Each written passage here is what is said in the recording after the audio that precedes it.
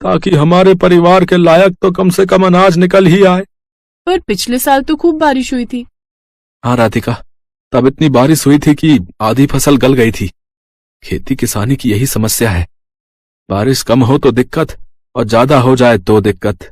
भगवान जाने क्या होगा आगे। मोना की शादी भी तो करनी है और जब पैसे ही नहीं जुड़ेंगे तो फिर कैसे होगा सब। भरोसा रखो गंगा, सब ठीक हो जाएगा। अपने परिवार को परेशान देख राधिका भी दुखी हो गई। वो अब अपने परिवार की मदद करने के बारे में सोचने लगी और फिर, पापा एक बात कहनी थी आपसे। हाँ बेटा बोलना, क्या बात है? मोना की शादी के लिए कितने पैसे चाहिए आपको? क्यों, ऐसे क्यों पूछ रही है बेटी? बताइए ना पहले। कम से कम 5 लाख तो होने ही चाहिए। 3 के आसपास तो जमा है बैंक में, लेकिन 2 लाख का इंतजाम कैसे होगा पता नहीं। मेरे पास एक उपाय है, अगर आप लोगों को ठीक लगे तो। हाँ हाँ बोलो ना राधिका। देखिए, आजकल ना ये शहर वालों को फार्म हाउस वेडिंग और फार्म हाउस पार्टी का बड़ा चस्का है। हमारा खेत हाईवे से लगा हुआ है, दिल्ली भी दूर नहीं है, तो बस हमें हाईवे से खेत तक का रास्ता ठीक करना है, लकड़ी से खेत की बाउंड्री करनी है और कुछ चारपाइयां और सजावट का काम करना है और एक अच्छा सा नाम सोचकर एक बोर्ड लगाना है।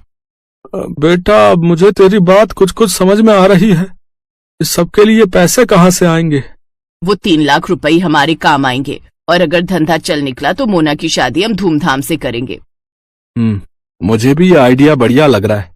अगले ही दिन से पूरा परिवार राधिका के कहने पर काम में जुट गया।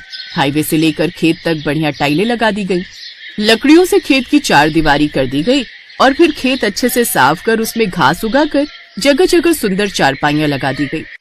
फिर खेत के बीचों बीच एक सुंदर और बड़ी सी खुली झोपड़ी बनाई गई। पूरे परिवार ने जमकर मेहनत की। फिर अगले ही दिन, हेलो, मेरा नाम राहुल है, मैं दिल्ली से आया हूँ। ये रिजॉर्ट पहली बार देखा, क्या परसों शाम के लिए स्पेस अवेलेबल है? हाँ हाँ जी बिल्कुल। क्या फंक्शन है? मेरे बेटे का बर्थडे है, केटरिंग मैं खुद देख लूंगा, बस मुझे ये जगह अच्छी लगी। मेरा बजट 20,000 का है, बोलिए आपको चलेगा? जी हाँ बिल्कुल। थैंक यू सो मच, ये लीजिए 10,000 रुपए एडवांस।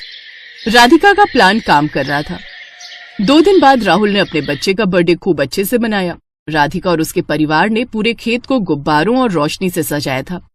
ऐसे ही धीरे धीरे लोगों को गंगा के रिजॉर्ट के बारे में पता चलता गया और लोग आते गए। अब तो राधिका और उसके परिवार को काम से फुर्सत नहीं थी। फिर ठीक 2 साल बाद, भैया खाना जल्दी लगाओ, बारात आने वाली है। जी मैडम, अभी लगाता हूँ। ओहो, मोना तैयार हुई कि नहीं? मोना मोना आ जाओ भाई। देख रही है राधिका अपनी ननद को? हाँ माँ, परी से कम नहीं लग रही है।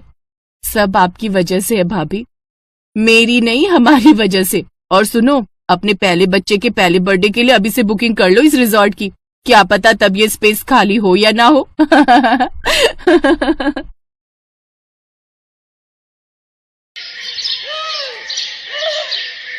विदाई के वक्त सिमरन अपने पिता से लिपट कर खूब रोती है। बाबा बाबा, मुझे आपकी बहुत याद आएगी, अब मैं कैसे रहूंगी आपके बिना। बेटी, जब भी तेरा मन करे तो आ जाना, ये घर हमेशा तेरा ही रहेगा। जा बेटी, अब अपनी माँ से भी मिल ले। माँ, मुझे आपने जो भी प्यार दिया उसके लिए शुक्रिया। अब ज्यादा ड्रामे मत दिखाओ और अब जा यहाँ से। ये कहकर रमोला उसे धक्का देते है कि तभी उसका पति नैतिक उसे संभाल लेता है। क्या हुआ, तुम गिर कैसे गई? वो लहंगा पैर में अटक गया था, बस इसी वजह से। फिर सिमरन अपने मन में सोचती है, अच्छा हुआ माँ को धक्का देते हुए किसी ने नहीं देखा। मैं हमेशा माँ के प्यार के लिए तरसती रही, लेकिन उन्होंने मुझे कभी प्यार नहीं दिया। फिर सिमरन ब्याह कर घर आ जाती है। उसकी सास ने उसके स्वागत में गुलाब के फूल बिछाए होते हैं। साथ ही वो बड़े प्यार से उनकी आरती उतारती है और गिफ्ट में उसे सोने का हार देती है। ये ले मेरी प्यारी बहू, तेरा सगुन। बहू, अब से ये घर तेरा है और हम सब भी।